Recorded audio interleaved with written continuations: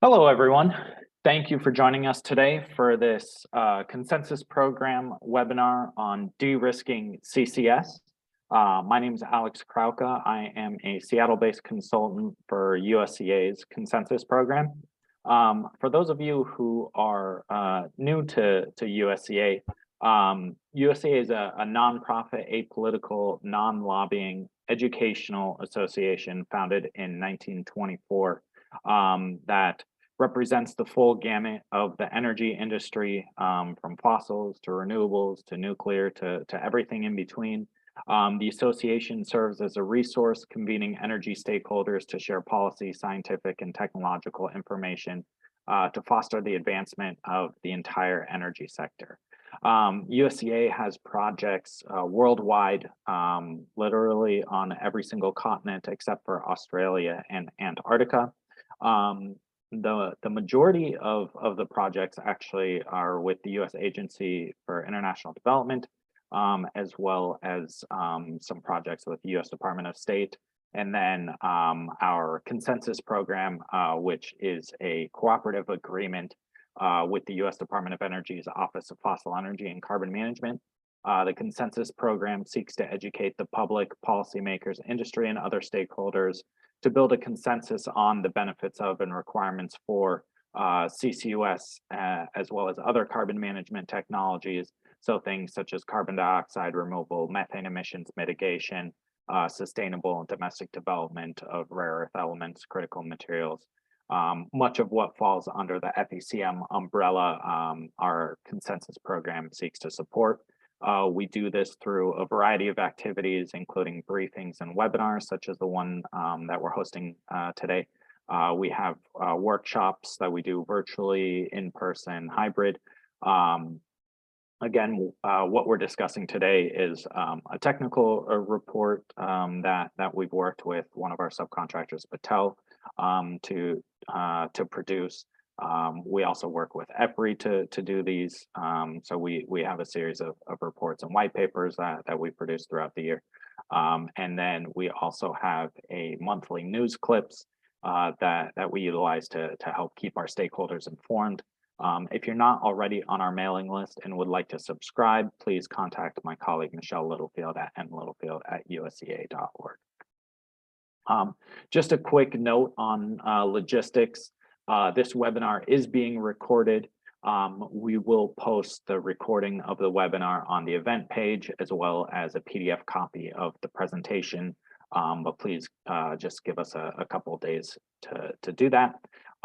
We're going to ask that you hold off on your Q&A until the end. Please use the Q&A box at the bottom of the Zoom window for any questions and comments that you may have.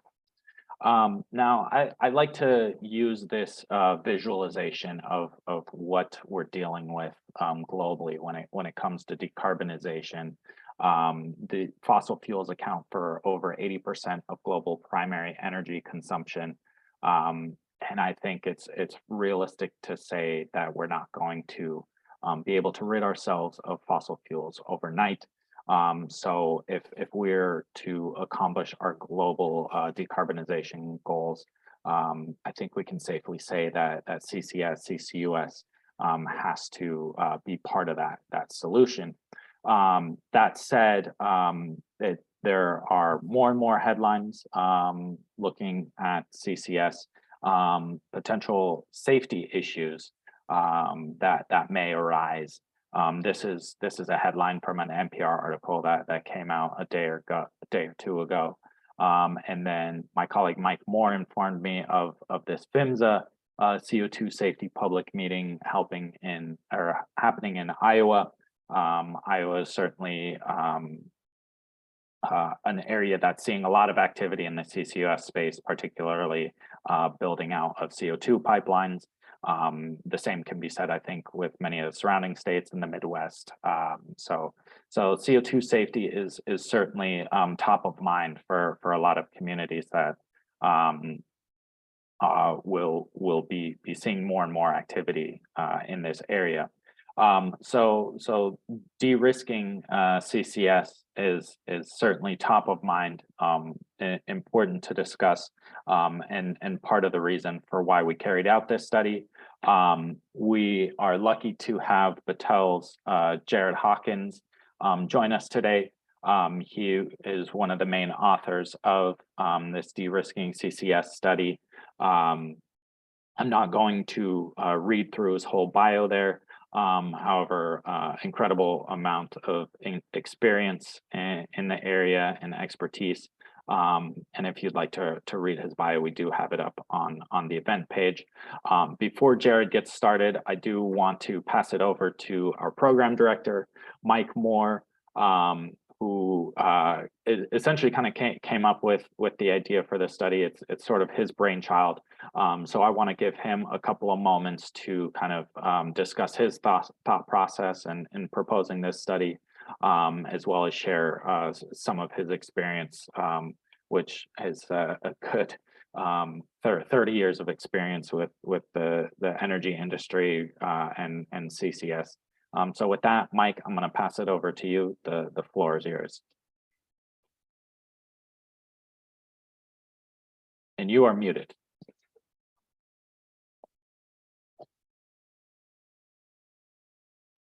Hey, Alex, thank you very much for the call on being muted. I got stopped early, and also for the introduction. And Jared, thank you for being able to make it today to help release the study today. As Alex has mentioned, for those that don't know, I've been in the space for a number of years and from both ends of the equation. And one of the issues that have always dogged CCS, any major project in a new evolving area, is the risk factors and how do you accommodate the risk, work with the risk, and there's opportunities with risk if it's mitigated the right way. We had a webinar fireside chat just last week with Marsh and Hunt, Andrews and Kurth on the insurance aspect of de-risking CCS, CCUS, and some of the attributes that the insurance industry has looked at and has gotten comfortable with, and be able to step up and insure some of the areas of interest there. Without a doubt, you've got a wide range of pieces of the equation to de-risk, from new technology. If you're sticking a piece of technology that's serial number 0001 on a multi-billion-dollar project, there's a lot of people paying close attention to how that might run. But it's tough to get that first serial number up and operational commercially. A lot of background gets done, but still risk to assess. On the base assets that are being decarbonized, maybe long time operating and a lot of history, but there's also things going forward with new regulatory and policy issues, and state by state, federal, even international now, with some of the countries having the carbon border tax assessments taking place. So everything has a different kind of risk that it had even just 2 years ago. Pipelines, as Alex had mentioned, there's a article in the NPR about a pipeline event. And then you've got PHMSA having their in-person, probably going to be a very widely well-attended in-person program in Des Moines, Iowa next week, because of the attention being paid. Again, and then you got the subsurface, the geologic storage component of it, whatever medium you choose to use. That's not the only way to dispose or utilize CO2, but it could be converted to other inert products or processes that they in themselves may have some components of risk. And so what we saw when we here at USEA, we were talking, is that the idea that some attempt to package this up into a broad looking view at the risk and how to de-risk it, the things to think about, the components that might go into it, and wrap that into a study that was not, a 500-page book, but something that people could grab hold of, get the high-level parts assembled, and get some ideas that they might not have been thinking about before to pursue. So we put this out. Patel, who we've known for a long time and have worked with, but me both personally and USEA as well, and was very happy that they were keen to be part of this, and that Jared got to take the driver's seat on it, and here we are today. And this process started about 2 years ago. So you want to do stuff the day you think about it, but there's, just like everything, there's process. And today we get to hear about it from Jared, the author, well, co-author, but the lead, And we are also releasing this final version of the study today, and it's linked to the website that you saw when you registered. So with that one, Jared, I'm going to turn this over to you and just be quiet. Unfortunately, I could talk all day. I like this stuff, but I don't know how much content I'm delivering that's useful. So here you go. Okay. Alrighty. Well, thank you, Mike and Alex. And here's the most nerve-wracking part of the webinar: trying to share your screen appropriately. So, are you guys seeing the slides? Yes. And okay, good. Thank you again to Mike and Alex. My name is Jared Hawkins. I am certainly not the only person to take credit for this work, though, and I want to upfront acknowledge obviously both Alex and Mike, as well as my co-authors, my main co-authors at Battelle, Joy Frank Collins, who did all of the hard work gathering the experts that we were talking to, as well as organizing the webinar that we had last fall. I'm sorry, not webinar, in-person seminar that we had last fall. And Jorge Barrios Rivas, who also did a very good job gathering experts and helping me with the writing and of the webinar. So with that disclaimer, pretty standard, I wanted to start by talking about Battelle. For those of you who do not know Battelle, Battelle is a nonprofit charitable trust that was formed in 1925. So we're a year younger than USEA, it sounds like. Our mission is to translate scientific discovery and technology advances into societal benefits. And our three main areas that we work in are research and development, STEM education. We have a large arm that actually works with K-12 STEM education, as well as other philanthropic investments. I work in the applied science and technology wing of our organization. And we have our hands in a lot of different stuff: climate resilience, space and hypersonics, neurotechnology, PFAS, research infrastructure through our National Ecological Observation Network program, and microelectronic trust and assurance. Within climate resilience, which is the division I work in, we have CCS deployment. We're getting into hydrogen and direct air capture, enhanced geothermal, rare earth elements and critical materials, and finally, plastic upcycling and recycling. Moving on to the presentation that we're talking about today, here's an outline of what I'll cover. I'm going to begin with introduction that kind of frames the overall project. I'll move on to the results from our lit review that covers the risks of carbon capture storage projects.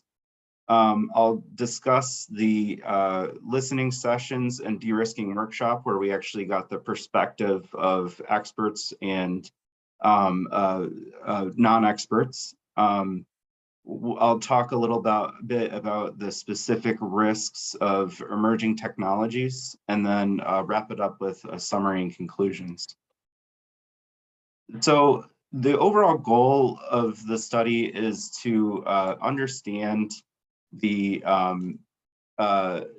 implications of storage projects for the insurance and reinsurance and finance industries. And basically, we did this through two-way communication. First, we did a lit review study to translate what the technical experts are used to dealing with every day into everyday language for non-experts.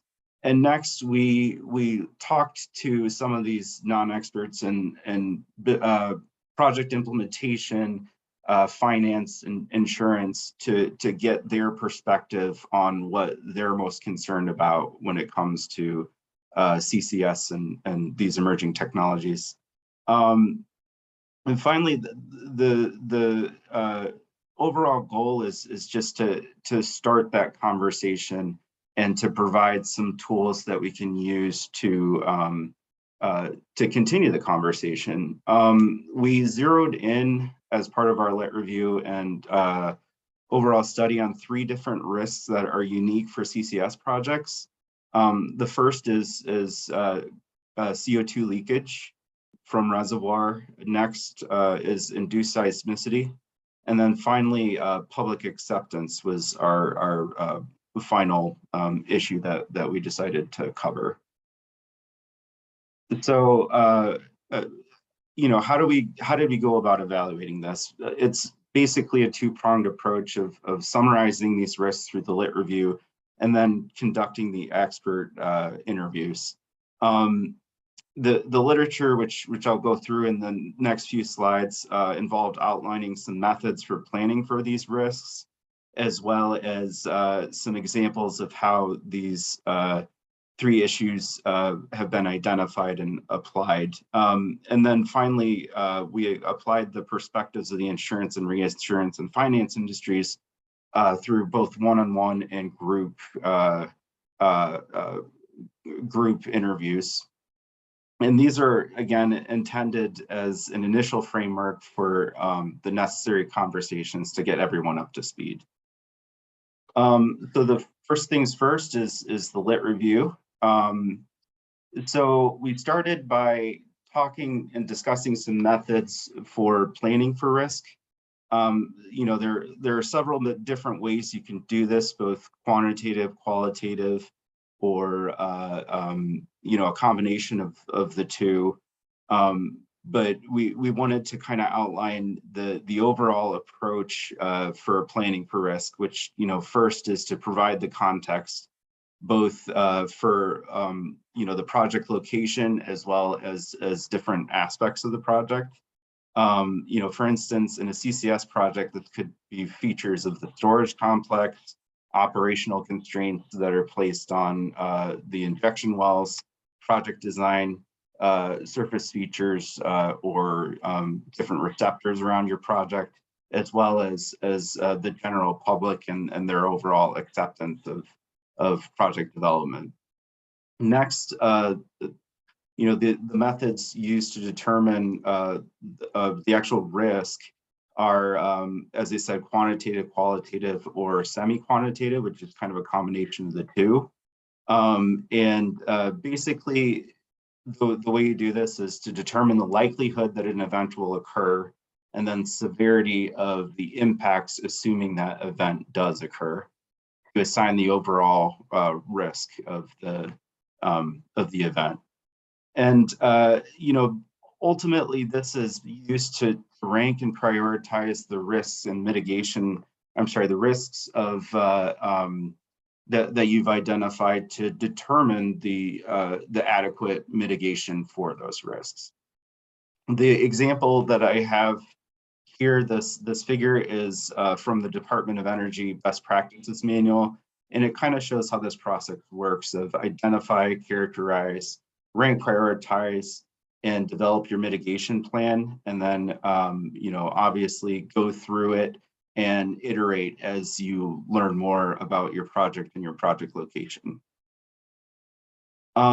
Next, I wanted to introduce the bow tie method. We found this to be one of the most useful ways to kind of think about these risks and the controls for them. So the overall process is to identify your top line event. In our case, it's CO2 leakage, induced seismicity, and public rejection of a project. So that's the event that you're controlling for. Then you identify the threats or potential causes of that event.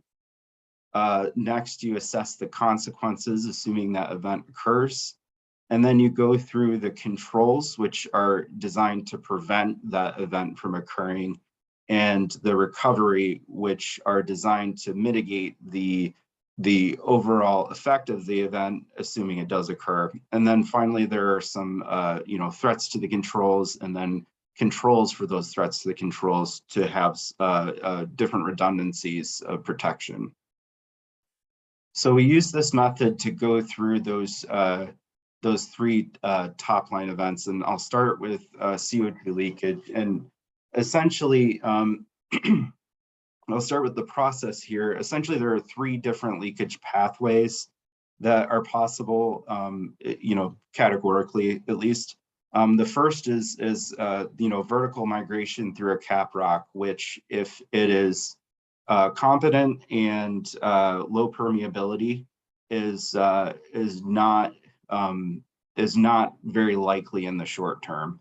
That can be, however, assuming there's some sort of penetration through the reservoir, whether that's a transmissive fault or an artificial penetration like a well bore, that can affect the overall integrity of the cap rock, and that's when you have potential issues generally.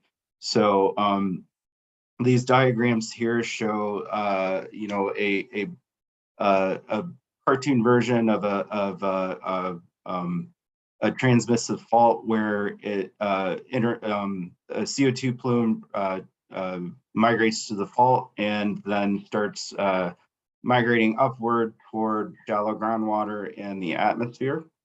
And then the diagram at the bottom shows 6 different ways that an artificial penetration could have the potential for CO2 leakage. It's important to note that, as I'll go over through the next slide, that there are ways that you can deal with both the transmissive faults as well as the artificial penetrations. Here's the bow tie method. This is for CO2 leakage. The 3 different pathways are listed here.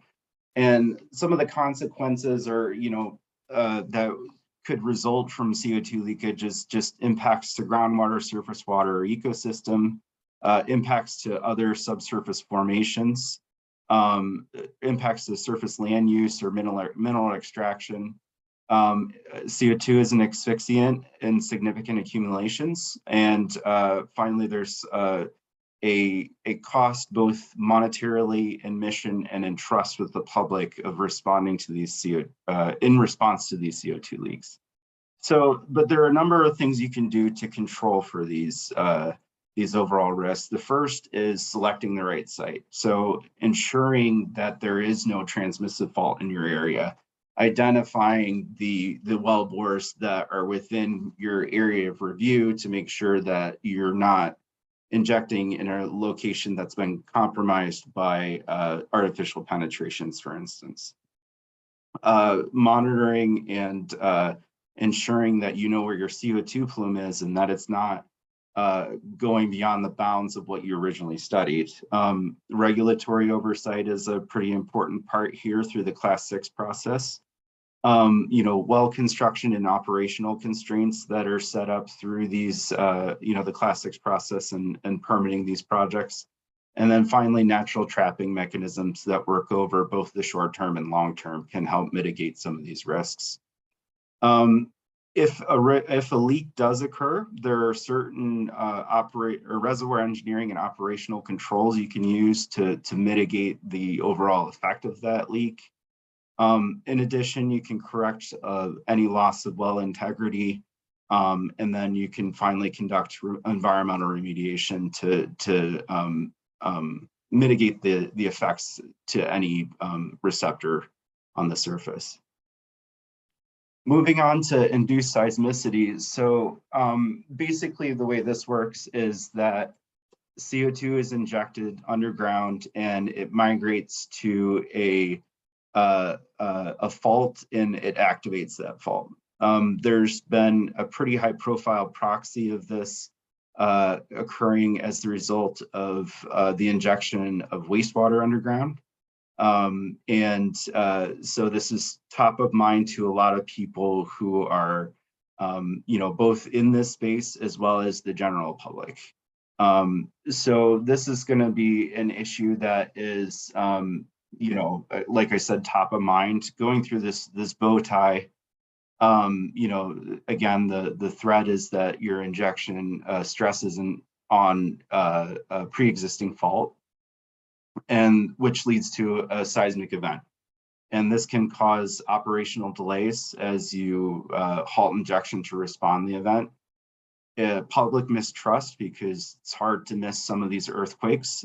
So there are going to be a lot of people who know about it. And in the case of significant events, structural damage can occur. Again, the prevention mechanisms for a lot of these are, that's that Class 6 process. So, selecting the right site, conducting these safety mechanisms, the regulatory oversight through Class 6, basically operating within your means, operational constraints, and having a good mitigation plan to prevent seismic events. Some of the recovery measures you can do include early evaluation and operational updates based on your monitoring data, a seismic post-injection site care plan, and finally some insurance mechanisms exist. Excuse me. So the last issue that we worked through is public acceptance, and outreach is a very important component to a successful project moving forward. Not only are you able to assure that the public is well informed about what you intend to do, but through the sharing of operational schedules, but you also have a chance to allay some of their real or perceived concerns about what exactly you're doing, what CCS is. So, project communication should start as early as possible and be continued throughout the project, and iterative and two-way. They should have a way to contact you. They should have a way to have inputs of their concerns to your project, and it'll just be the best way to ensure that both the public as well as the project implementers are informed and on the same page about everything. When you're working with the public, it's important to identify who you should be talking to, what you should be talking about, where, when, and how you can talk about this. And you're gonna have to work in many different medias at many different times to reach everyone you need to. And it's just important to be aware of who your public is and how you can effectively reach them. So a few things about the bow tie for public acceptance. So there are three main threats we identified. The first is the concerns of the general public, whether those are real or perceived. The next is inaccurate communication. Are they getting the right information they need to be informed about what you're doing? And there's some importance of where that information is coming from also. And then finally, the appropriate siting of a project with the public in mind. Some consequences of not having a publicly acceptable project is it could lead to public or project delays, project cancellation, and then technology implementation delays. The prevention mechanisms for this are as difficult as they are obvious. First is effective proactive communication. Next is introducing the major parties that are working and developing the project to the community early and often, including the right people from the community to ensure that everyone is informed. Tailoring the message to who you're trying to reach. So are the people you're trying to reach actually able to understand and process and use the information you're giving them? Multiple venues, times, and methods of communication are important. I have the privilege of having a pretty flexible schedule, but my brother, who's a police officer, doesn't. So having that awareness that not everybody can attend an event at any given time is important. And then ensuring community benefits is is a good way to ensure that there's some equity in the project as it's developed. And then some recovery measures. My colleague Joy Frank Collins is very familiar with these recovery measures, as this is her previous career, but crisis management and public relations, having a team that's dedicated and devoted to that. Outlining protocols for crisis response, and then finally, in the event something occurs, contacting emergency response, community leaders, regulators, and other interested parties. So moving on to one of the most exciting things that we did as part of this project, the listening sessions and the workshop. And I'll start by talking about who we talked to and how we talked to them. So we had several one-on-one and group conversations with relevant experts. These pie charts here kind of identify the types of people we talked to.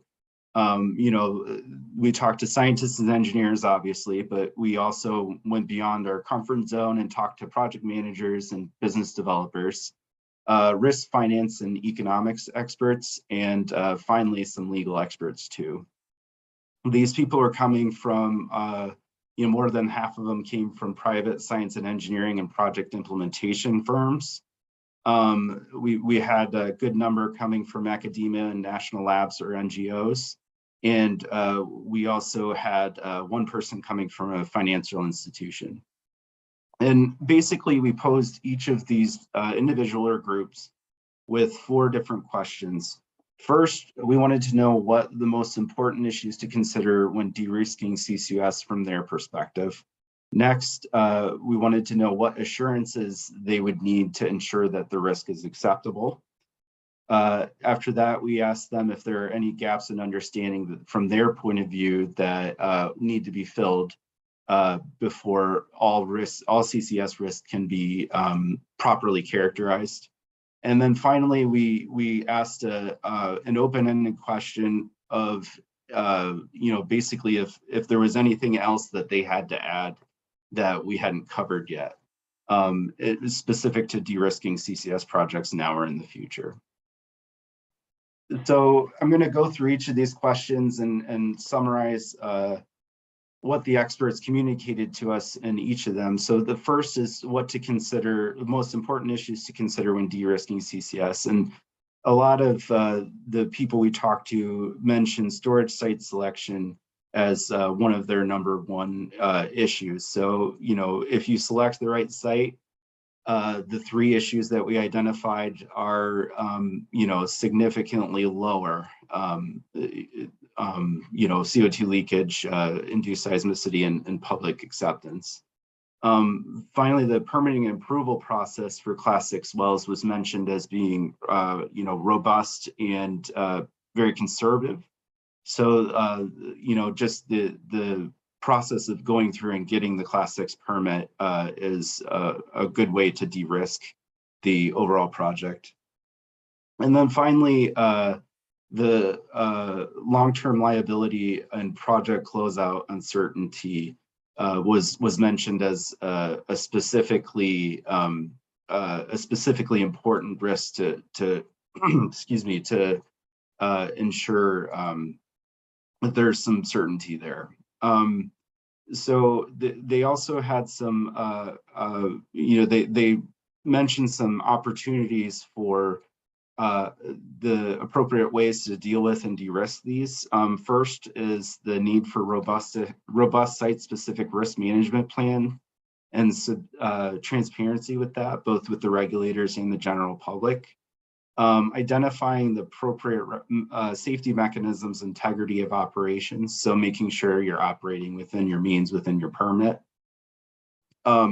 Understanding the experience gap and limitations of proxies. So I'll take a step back and kind of translate that. Essentially, CCS is an emerging industry, so we need to identify some applicable proxies to come up with some solutions to these risks. But we also need to understand the limitations of those proxies. So for instance, wastewater injection, if that's used as a proxy,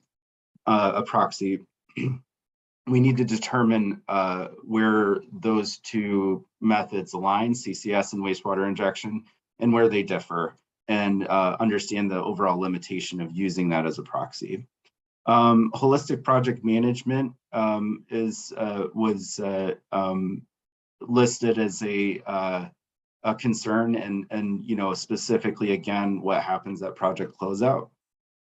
And then finally, a number of our experts mentioned that trust is essential, particularly as the industry is still emerging. You need to go with the people who have been doing this a while and know what they're doing. So moving on to question 2, what assurances are needed to ensure the risk is acceptable?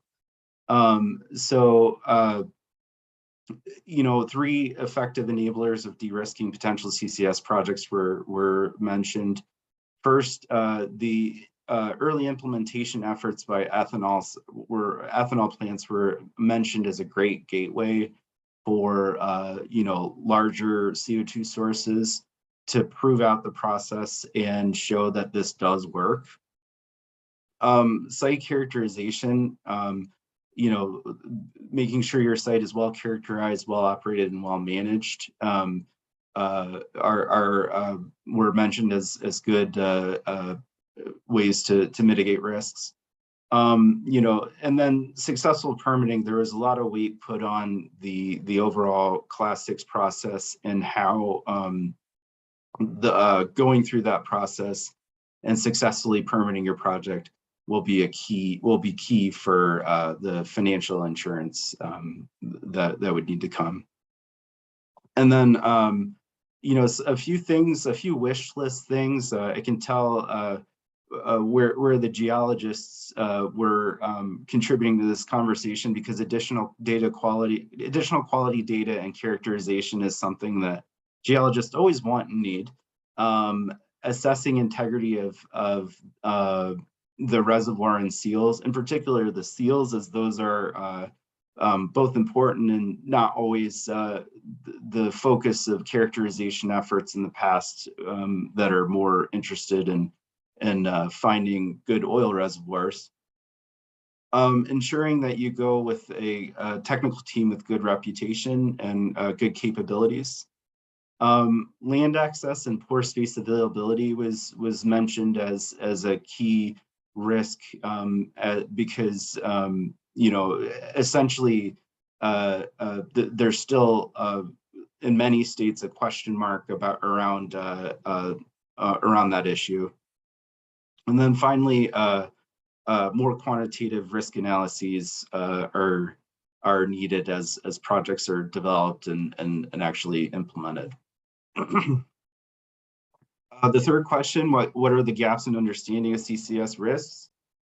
So the participants discussed 2 different key gaps. The first is legislative clarity or lack thereof. One of the biggest issues is, again, the poor space availability, and how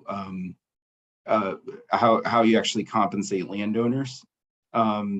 There are additional risks or additional questions through project implementation that also need to be addressed through legislation. Public perception, and how the public is perceiving induced seismicity concerns. And then a few additional things like long-term risk, who owns the risk and how long. The long-term business case after, for instance, some of the incentives like 45Q are expired. And then finally, this is getting back to the fact this is emerging industry. Lack of operational history and experience was mentioned as a key gap. And then finally, the question of what else is important to consider.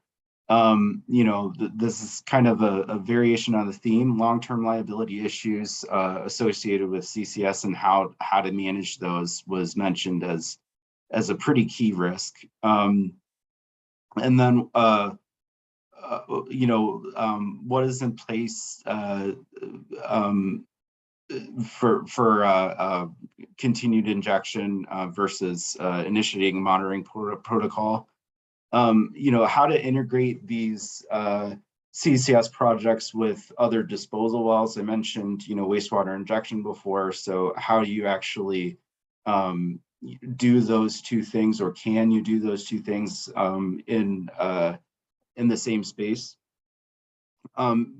There is a concern about miscommunications between the regulating agencies and developers is causing some particular issues. Public opposition to projects was raised as a potential issue. Capture costs. I think the point is that they for at least some of the CO2 streams there, they need continual development to come down. And again, just stressing the fact that not to underestimate the importance of relationships and trust in this overall process of de-risking. And then I mentioned the webinar previously. I won't go into detail about this, but the report does have an outline of what was covered. Basically, we discussed the basic of CCS, DOE priorities and de-risking CCS, risk mitigation opportunities, project implementation, and then an environmental justice piece, which has been an important topic over the last few years. Moving on to the emerging technologies and issues. So the report focuses on 5 emerging technologies for carbon management and their specific risks. There are specific risks for each of them. We start with direct air capture with carbon capture storage, bioenergy with CCS, reforestation or afforestation, CO2 mineralization or enhanced weathering, and blue and green hydrogen and the transition between each of those. These have the potential to more rapidly decarbonize, but they often have a lower technology readiness level than point capture CCS. So for direct air capture, essentially what this is using chemistry to capture CO2 from ambient air, and then you can use that CO2 for a beneficial use or store it underground. Currently, these projects are fairly small scale, on the order of tens of thousands of tons for the largest projects. But the DOE supported direct air capture hubs should accelerate the development and deployment of these technologies. Some of the unique risk characteristics of this are the siting balance. So ensuring that you have the necessary land, water, and power needed to implement the DAC technology. And for the power factor, ensuring that power is green, so you're not you're not creating emissions to capture CO2. Robust life cycle assessments and strict sustainability criteria are needed to ensure that these technologies are in fact mitigating CO2 emissions.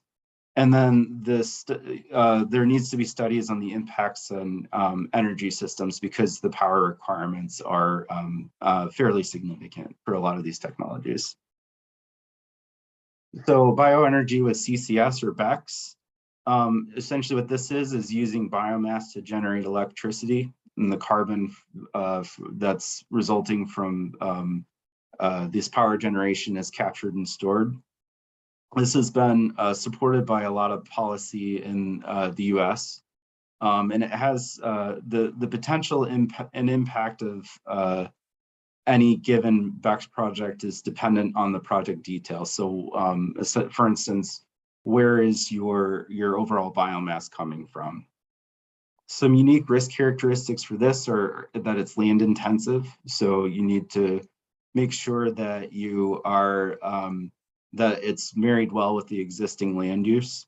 There are some sustainability concerns here, and then finally, the economic viability and affordability of the resulting power is another issue that needs to be considered. Reforestation and afforestation. So this is either replanting or establishing forests to capture carbon. There's some high potential in North America, as well as some areas that are like Brazil and Indonesia. It's highly dependent on land availability. So just because there's a good potential there doesn't mean it's it's feasible if the land is not available.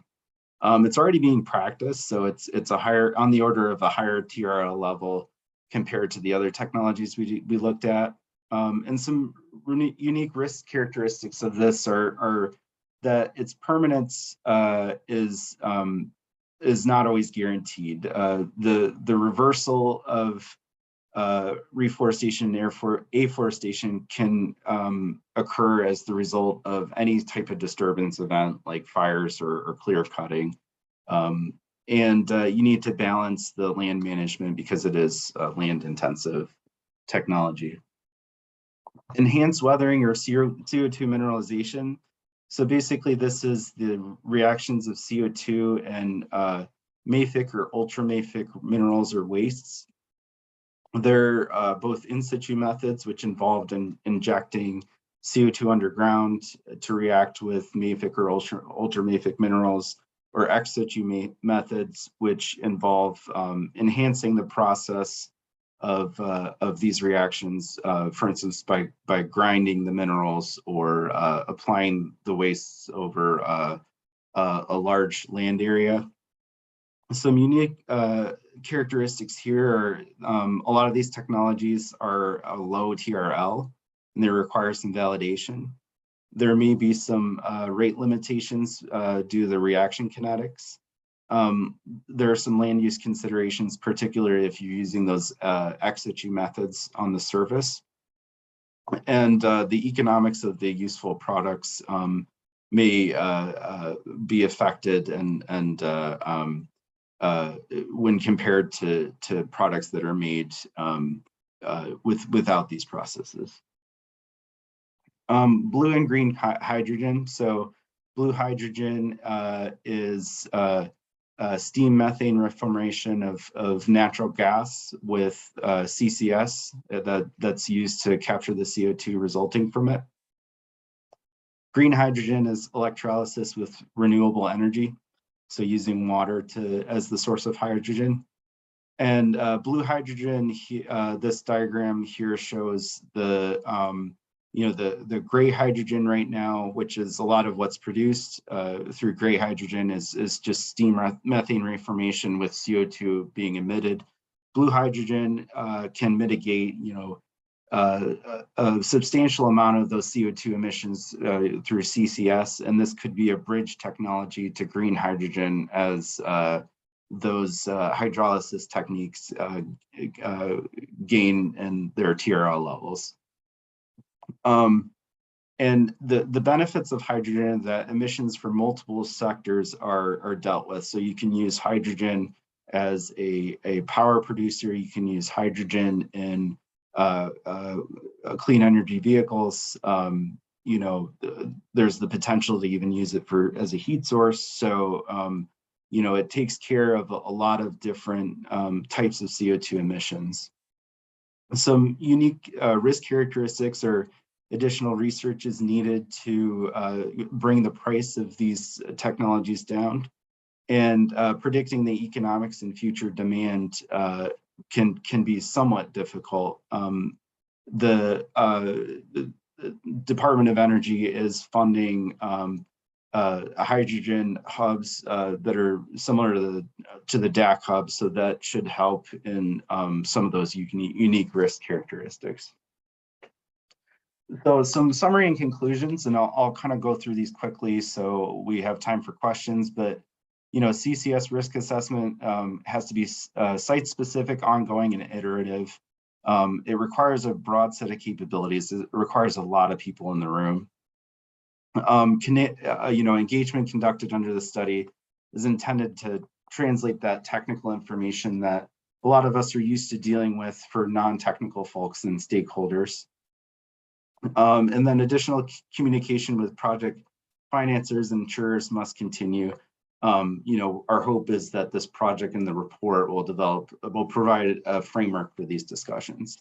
And with this slide, I kind of summarize some of the issues from the experts' interviews. But the one thing I want to say here is that the conversations were really good. They were really informative, open, two-way, and very appreciated. So thank you to all the people who participated in them. Here are some references. Full list of references is available in the report, obviously, and that is what I have, so I can stop sharing here.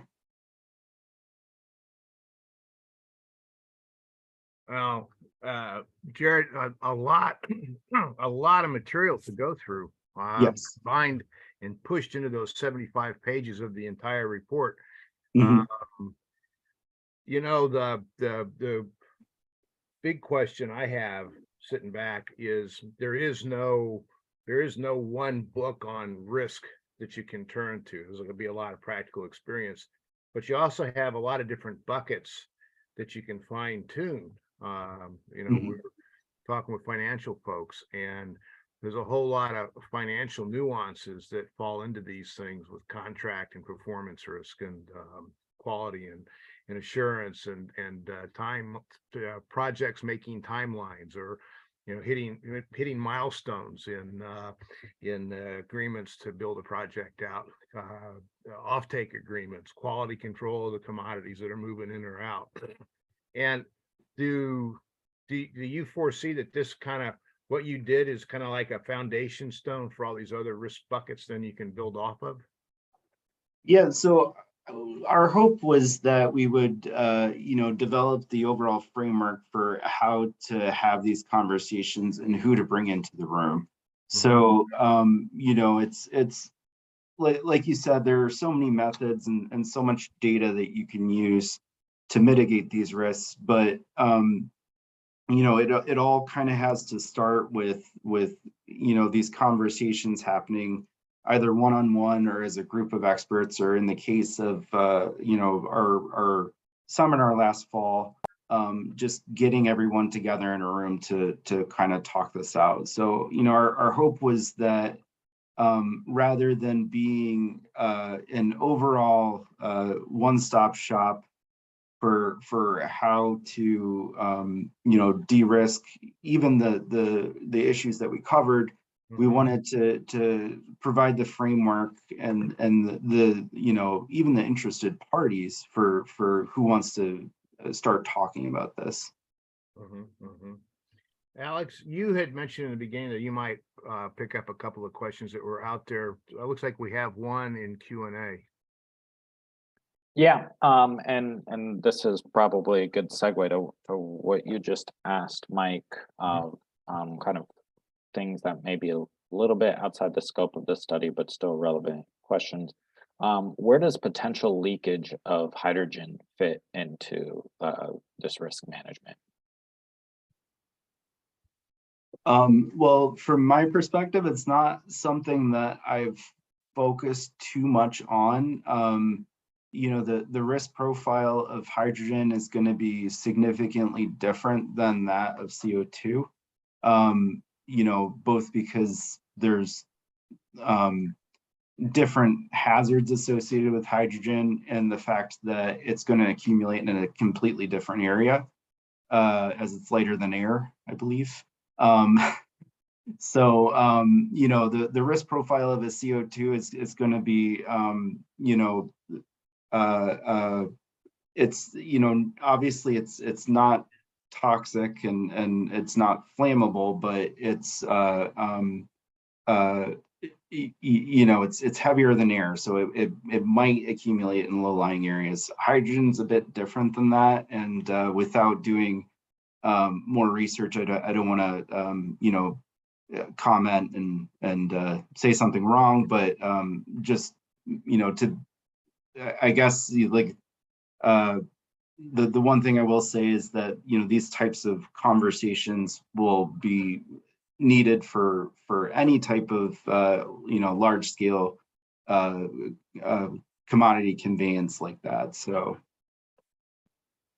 something else that popped up is in the area of life cycle analysis. As we move into all these different tiers of carbon responsibility mitigation, the purpose of life cycle analysis, the veracity of life cycle analysis, and what fence defines the targeted area for the life cycle analysis all could probably fall inside of its own risk management efforts as well, I imagine. Yeah, absolutely. I mean, these are I've had some conversations with people in Battelle and without Battelle. For instance, the National Ecological Observation Network, who've talked about, what are the important factors to consider, and some of the things are obviously, the actual impact of this. So, are you emitting CO2 as part of your process that completely negates any type of CO2 mitigation that you're trying to do? Obviously, you want to limit that as much as you can. In addition, the issue of permanence has come up. So, is the technology that you're using easily reversible? So is it something that's going to last for thousands of years, or is it only going to last a couple hundred years? Or so the issue of permanence has come up. The issue of safety has come up too. I mean, in addition to the overall climate mitigation potential, is your technology going to be safe? Are there going to be real issues with the dangers to the public, and limiting those are obviously important too. So it's a sticky issue, and one that I think probably deserves its own very own, like you said, very own risk profile. So. Well, I'm going to tell you what, we are, for the benefit of the folks that have been here and on time, I'm going to say to you real quick, you're part of a team at Battelle that also has a full solution, carbon solution deck that's operating out there now, and to highly recommend to reach out to Jared and his folks, Niraj Gupta and everybody at Battelle for additional follow on. And I'm going to turn this over to Alex at this point and thank everybody behind me. Thanks, Mike. And yeah, we have a couple more minutes to go here, and a couple good questions that have come in. And this next one touches on what you were just discussing, Jared. In Louisiana today, CCS is a major political topic, and there are two serious issues: site selection and public trust. With respect to sites, there's little confidence that our soft soil, pierced by a century of oil wells and pipelines, can sustain a protective canopy for carbon dioxide under pressure. And then with respect to public trust, there is widespread distrust of state government, which is viewed as partisan for the petrochemical industry as a source of campaign support. Can you comment on those two concerns regarding site selection and public trust there?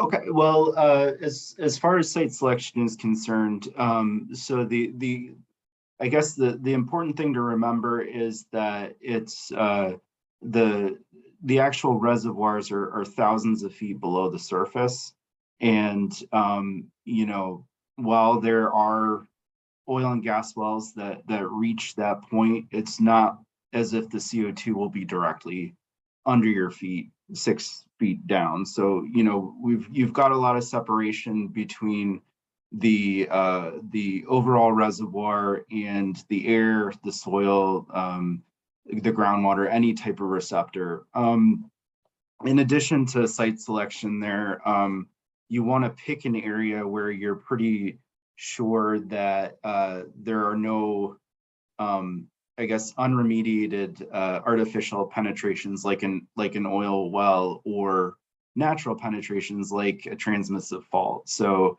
that's part of the Class 6 process. You know, for as far as the trust in the state government, that is a question that I understand is pretty fraught. And I would say that, you know, speaking from a personal perspective, as I'm, you know, in this space and working on these projects, I do not want to do anything that would endanger other people. So, you know, my organization doesn't want to do anything that would endanger other people. And I would say that, you know, trust in the overall organizations that are actually implementing these projects is going to be key. And it's incumbent on the organizations to actually communicate these risks effectively and to communicate and, you know, get input from the community on, you know, what's acceptable. So, you know, I understand, I'm not from Louisiana, so I don't understand that in particular. But I can, you know, sympathize that that would be a pretty big deal. Thanks, Jared. And then I'm gonna read off one more comment that's kind of that relates to what you're saying and kind of the from the do no harm perspective, and then ask one more question, and then I realize we're over. So, you know, the comment was as thanks, first off, thanks for your presentation. And then as part of the National Risk Assessment Partnership, NRAP for short, which is funded by DOE FECM, multiple tools are currently being developed and improved and are focused on evaluation of some of the risks you mentioned, i.e. leakage risk, induced seismicity, etc.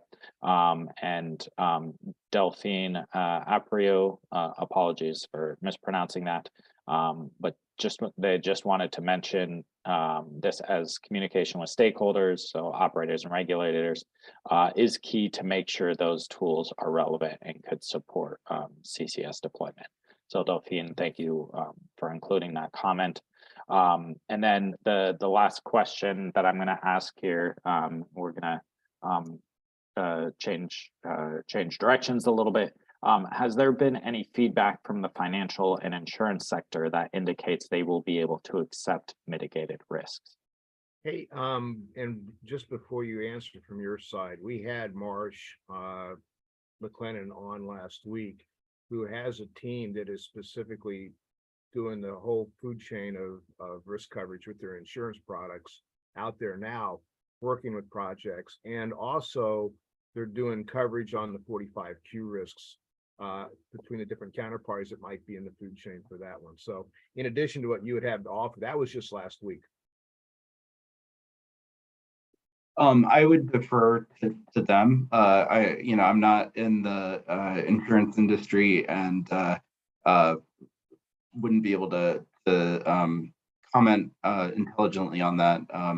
But as far as the NRAP tools are concerned, just to reiterate, we do work with those tools as part of you know, a lot of the commercially funded projects that we have here, and I would encourage everybody on the webinar to take a look at those. They're pretty neat, and they're improving all the time. Got it. Thanks, Jared. Appreciate that. We are at 2:04 and we're scheduled to end at 2. So I'm going to go ahead and wrap things up here. First off, Jared, thank you so much for the great work that you and your team did, and thank you for taking the time to present this to us. I think Mike mentioned this earlier, but the report is available on our webpage on USEA.org. That you probably registered through. If you're not able to find it, please feel free to let me know, and I'll see if I can put it in the chat here real quick before everyone leaves us. Mike, any final thoughts on your end?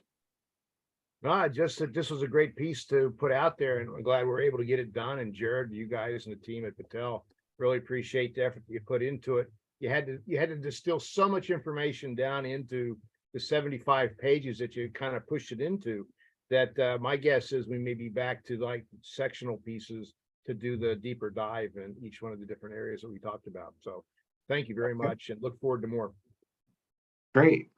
Sounds great. Yeah, my team had fun with the project, and we're interested to see where it goes. Yep, more to come. So thank you for everyone who joined us today. And please stay tuned for future events that we'll be putting out here shortly. So with that, I hope everyone has a great rest of your day and a great rest of your week. Thanks.